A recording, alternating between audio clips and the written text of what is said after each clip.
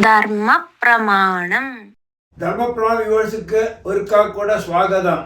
வாத்தியார் இப்போ நம்ம ஆற்றுல விநாயக பூஜை, ஆயுஷ ஹோமம், நவராத்திரி பூஜை இதெல்லாம் ஆரம்பிக்கிறதுக்கு முன்னாடி ராகுகாலம் பார்க்கறது சரிதானா இல்லை பார்க்கண்டாமா? സാർ ഇപ്പോൾ എണ്ണത്തിലെല്ലാം രാഹുകാലം പാക്കണം, എന്ത് അവസരത്തിലെല്ലാം യമകണ്ഠം പാക്കണം എന്നുള്ള കാലം ആർക്കുമേ തിരിയറില്ലേ. നിറയെ അജ്ഞാനങ്ങൾ വന്നാച്ച് നമുക്ക് എപ്പോഴും നമ്പിക്ക വേണം. അന മൂഢനമ്പിക്കയാണ് നമ്മൾ കലാചാരമേ നിന്ന് പോയിടും. വിനായക ചതുർത്ഥി പൂജ പണ്ടോ രാഹുകാലം പാക്കണമാ കേക്കറ. കാരണം അത്രത്തോളം എന്നാക്കുന്നേ എന്നെ പണ്ടോന്നേ തിരിയറില്ല ആൾക്കാർക്ക്.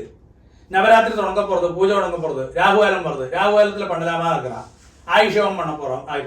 അപ്പോ രാഹുകാലം എന്തൊക്കെല്ലാം പാക്കണം, യമകണ്ഠം എന്തൊക്കെല്ലാം പാക്കണം എന്നുള്ള വിധിയെ വേറെയാക്കും. ഇപ്പൊ ഒരു ഗൃഹപ്രവേശം പുറത്ത്, സീമന്തം പുറത്ത്, ഇല്ലേ കല്യാണം പുറത്ത്, പൂണൽ പുറത്ത്, ഇതൊക്കെല്ലാം നിങ്ങൾ രാഹുകാലം യമകണ്ഠം പാരുമ്പോൾറാ. ஆனா இந்த மாதிரி காமியமான பூஜைகள் பண்ற சமயத்துல ராகுகாலம் யமகண்டம் பார்க்காது போமே சொல்றா. இப்ப விநாயகர் சதுர்த்தி ராகுகாலம் ஆனாலும் நீங்க பூஜை பண்ணுங்க. நவராத்திரி பூஜை ஆரம்பிக்கிறோம், நவராத்திரி தொடங்க போறோம், பூஜை தொடங்க போறோம், பண்ணு. ராகுகாலம் ஆனாலும் பண்ணிக்கோ, குழப்பமில்லை. அதே மாதிரி ஆயுஷம் பண்றோம், பண்ணிக்கோ. அப்ப என்ன கர்மங்கள் இப்போ நவகிரகம் தொடங்க போறோம், രാഹുകാലത്തിലേ பண்ணிக்கோ, കുഴപ്പമില്ലേ. அப்படியே சொல்லியாச்சு சாஸ்திரம். അപ്പൊ അതാണ് അതോട് ശരിയായ വിധി.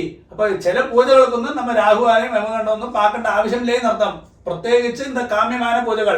ഞാൻ എക്സാമ്പിൾ നേരത്തെ சொன்னമാതിരി വിനായക ചതുർത്ഥി, നവരാത്രി പൂജകൾ, ഇല്ല വരലക്ഷ്മി പൂജ, அந்த மாதிரி കാര്യങ്ങളും തുടങ്ങുന്നത് രാഹുകാലം യമകണ്ഠം പാക്കേണ്ട ആവശ്യമില്ലേ. ധാരാളം തുടങ്ങിക്കലാന്ന് അർത്ഥം. അതാ അതോട് ശാസ്ത്രവും വിധിയും.